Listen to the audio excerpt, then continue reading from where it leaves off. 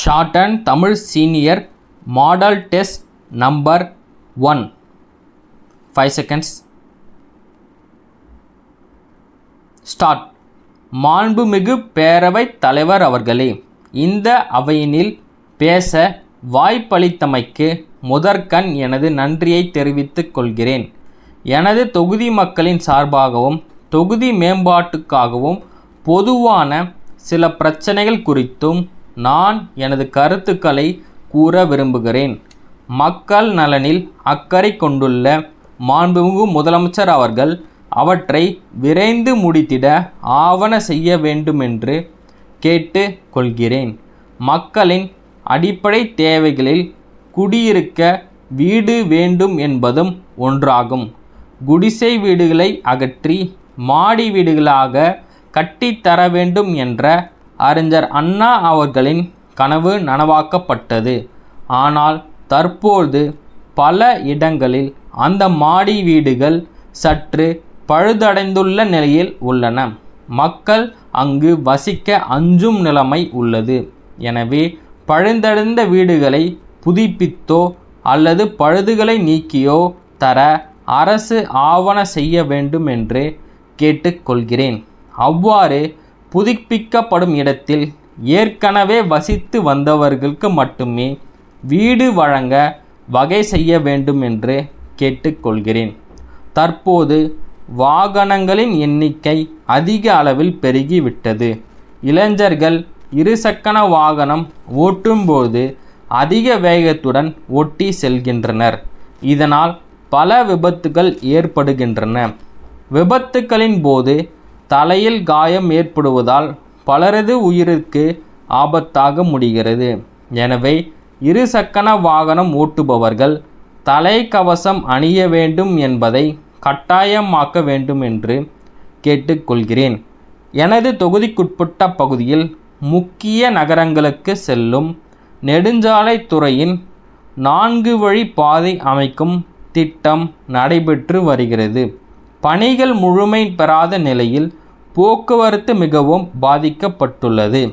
எனவே வாகன ஓட்டிகளுக்கு தேவையான சாலையோர எச்சரிக்கை போர்டுகளை வைத்து விபத்து நடைபெறாமல் பார்த்து கொள்ள வேண்டும் என்று கேட்டுக்கொள்கிறேன்.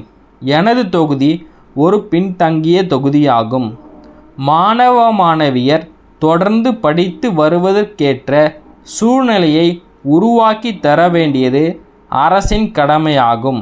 அதன் ஒரு பகுதியாக எனது பகுதியில் மாணவ மாணவியர் மேல்நிலை பள்ளிகளில் படிப்பதற்கு வசதியாக பிற்படுத்தப்பட்டோர் நலத்துறையின் கீழ் தங்கும் விடுதி அமைத்து கொடுத்து எனது பகுதியை சேர்ந்த மாணவ மாணவியர்கள் குறைந்தபட்சம் மேல்நிலை பள்ளி படிப்பை முடிக்கும் வகையில் அவர்களுக்கு உதவி செய்ய வேண்டும் என்று கேட்டுக்கொள்கிறேன்.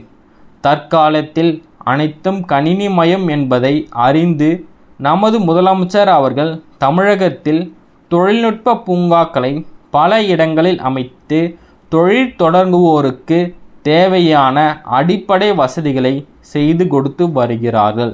இதன் காரணமாக படித்த இளைஞர்களுக்கு வேலை வாய்ப்புகள் பெருகியுள்ளன. வெளிநாட்டிற்கு வேலை தேடி செல்ல நினைக்கும் இளைஞர்கள் அதிகமான அளவில் நமது நாட்டிலேயே வேலை வாய்ப்பினை பெற்று அவர்களது திறமையை இங்கு நிரூபிக்க ஒரு வாய்ப்பு கிடைத்துள்ளது என்பது உண்மையிலே நாம் அனைவரும் பெருமைப்பட வேண்டிய ஒன்றாகும். கோவை சம்பங்கி மலர் விற்பனை நிலைய மேலாளர் திரு ராமன் அவர்கள் மதுரை காவியா மலர் விற்பனை நிலையத்திற்கு எழுதிய கடிதம். அன்புடையர், வணக்கம். கோவையிலும் அதன் சுற்றியுள்ள பகுதிகளிலும் நாங்கள் அனைத்து வகையான மலர்களை வாங்கி விற்பனை செய்து வருகிறோம். நாங்கள் நகரில் முக்கிய இடங்களில் சில்லறை விற்பனை கூடங்கள் அமைத்து அந்தந்த பகுதிகளுக்கு மொத்தமாக உதிரி பூக்களை விற்பனை செய்து வருகிறோம். கல்யாணம், திருவிழா போன்ற விசேஷங்களுக்கு நகரில் உள்ள அனைவரும் எங்களிடமே மலர்களை பெற்று கொள்கின்றனர். எங்களுக்கு தேவையான மலர்களை அக்கம் பக்கம் உள்ள மலர் விவசாயிகளிடம் நாங்கள் பெற்று வருகிறோம். தாங்கள் வெளிநாட்டிலிருந்து தெரிவிக்கப்படும் மலர்களை மொத்த வியாபாரம் செய்வதாக அறிந்து கொண்டோம். எங்களுடைய வாடிக்கையாளர்களும் வெளிநாட்டு மலர்கள் மீதும் அதிகம் மோகம் கொண்டவர்களாக இருப்பதால் எங்களது வியாபாரத்தை அபிவிருத்தி செய்ய தங்களிடம் வெளிநாட்டு மலர்களை மட்டும் வாங்கி கொள்ள உத்தேசித்துள்ளோம். எத்தனை வகையான மலர்கள் உள்ளன என்பதற்கும் விலை விபரம் மற்றும் அதற்கான தொகையை செலுத்தும் முறை குறித்து நேரில் பேசி முடிவு செய்யலாம் என்று கருதுகிறோம். தங்கள் நம்பிக்கையுள்ள ஸ்டாப்.